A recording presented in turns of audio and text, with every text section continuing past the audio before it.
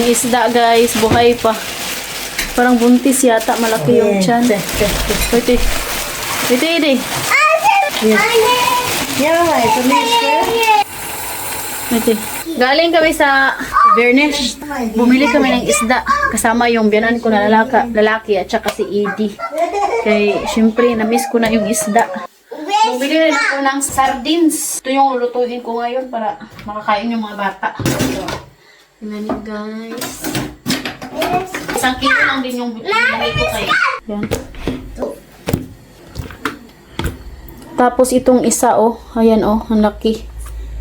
Kailangan natin tanggalan yung hinbis. Ang buhay pa siya. Da. It's cute. Is cute? Yeah.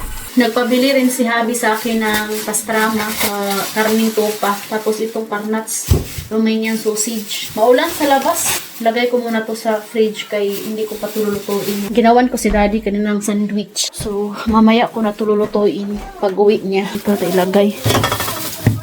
Maulan na umaga. Yung puno ng apple, wala na talaga Puro na yellow halos. Magbigis lang ako guys. Ik możemy go peste. Baby.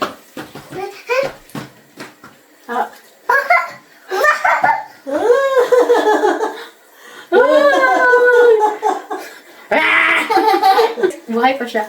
Sobrang laki. Kapag may mari, napunta sa mara siya. Remote Mari ako. Da?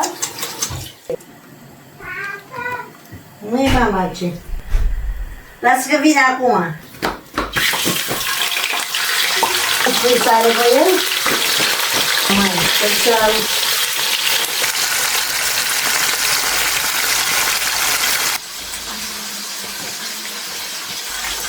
Hindi ako siya naman.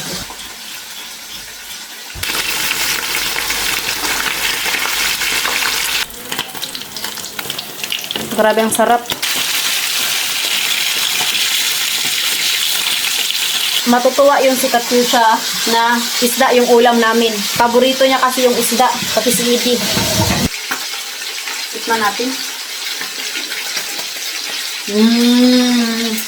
Parang barunday. Ito naman, ilalagay ko to sa freezer.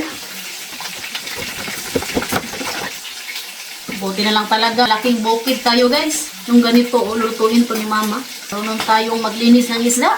Ano na lang, puro ganda.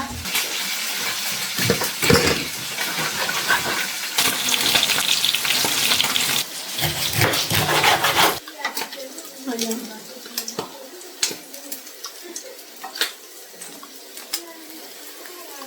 Pritong isda. Kumakain ba kayo nito? Sausawan ng suka with soy sauce. Hindi ko alam kung anong tawag nito sa atin. Fish big. This.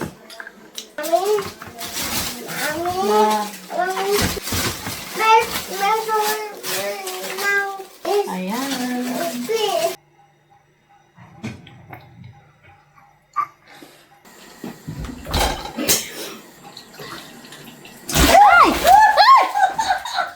Ay, Mama!